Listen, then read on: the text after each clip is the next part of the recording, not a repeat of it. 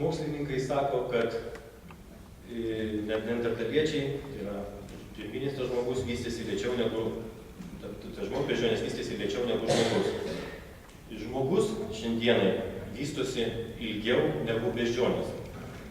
Ir jeigu evoliucija yra teisinga, reiškia, kuo tobulesnis organizmas yra, tuo jisai ilgiau turi vystytis.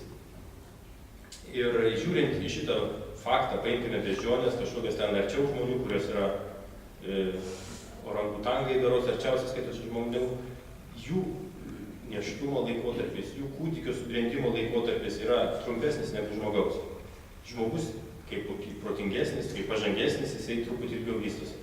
Bet tai, ką mes stebime šiandieną visuomeniai, akivaizdu yra, kad vadinamas toks procesas, akceleracija, kad vaikai anksčiau subręsta, mergaitėms anksčiau prasideda menstruacijos, jie anksčiau seksualiai subręsta, už tai yra daug problemų tėvams ir kitiems aplinkiniams.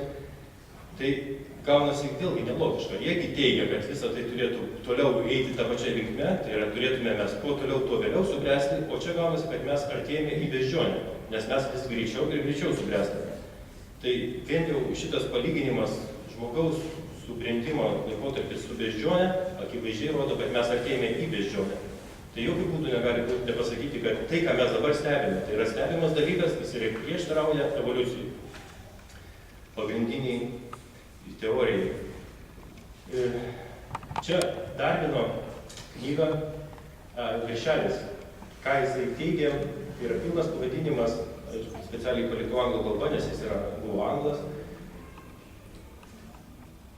Tai yra kažkas daugiau paslėpta po to, žodžiu, po tuo pavadinimu, negu kad mes žinome. Tai yra rūšių kilmė pagal natūralią atranką. Ir toliau įdomiausia yra čia, arba pažangiųjų rasių išlikimas kovoje už gyvenimą.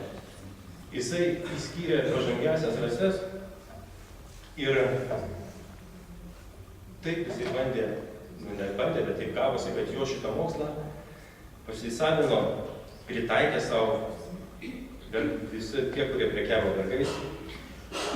Ta pati teorija, kiek aš girdėjau, Hitleris buvo labai jam patiko, kad jisai supratavo žmonės, kad tik tai arių rūšis žmonių yra pažangiausia, kad aborigenai, negrai yra beveik beždžionės, žydai yra irgi beveik beždžionės, slavai tarp žmogaus ir beždžionės. Tai viena iš Hitlerio naikinimo politikų argumentų buvo dėl to, kad jis norėjo paskubinti evoliuciją ir padėti pasauliui greičiau apsivalyti nuo kažko. Tai čia yra skelbimas iš Švento Hovinto prezentacijos, parduodami negrai. Ir taip sudėliota, kad jis parduoda, čia žmogus 859 metais, Jakobas Augustinas, lietuvių skamba, parduoda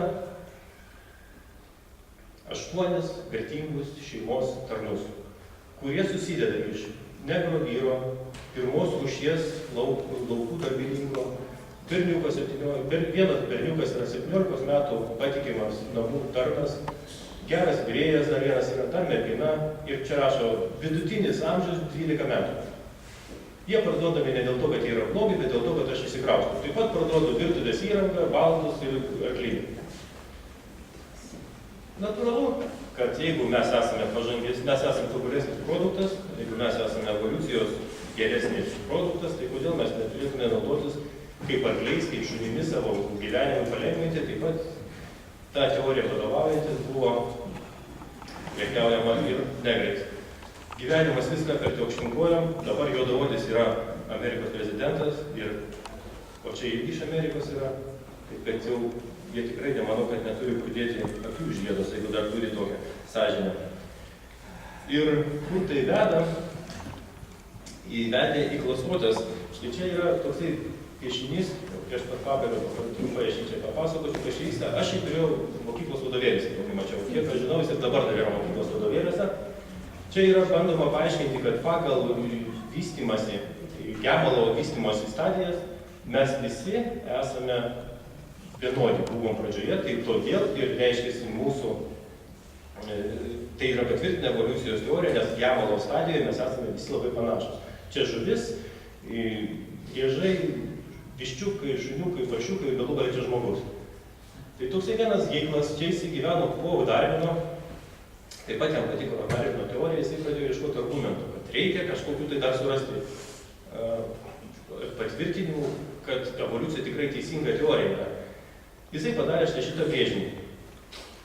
Ir 860 metais Darvinas išleido savo knygą, 870 metais tas Geiglas padarė šitą savo brėžinį, o dar po 10 metų, 880 metais, jo studentai išsiaiškino, kad yra totali klastotė, kad visai taip nėra. Ir po 10 metų jau jam liepė tą dalyką, jo mokymą panaikinti. Bet kažkodėl tai praėjus, aš mokiausi 110 metų po to, dar tas pats piešinėlis buvo vadovėliuose. Ir dabar dar jis yra plačiai naudojamas. Tai kokios jėgos, sakykit, verčia įrodytas klastotės apgaulės naudoti šiuolaikiniuose vadovėliuose.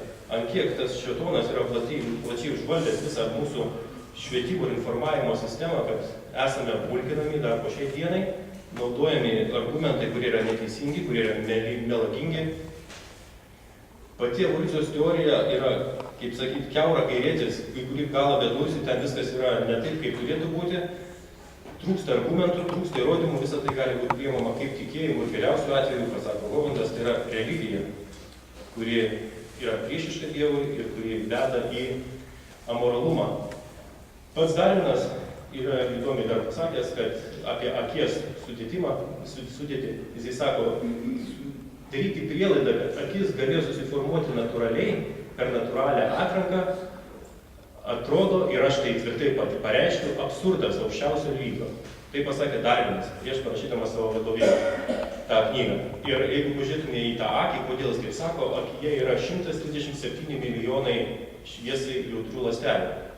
Jeigu paimtume tokį jau gerą fotoaparatą, jame yra tik tai apie 10 milijonų, truputį daugiau. Tai akis, jeigu fotoaparatas pats negalėjo atsirasti savaime, jie sako, kad akis irgi negalėjo atsirasti savaime, bet dabar jau neigiama yra, kad tai galėjo atsirasti savaime.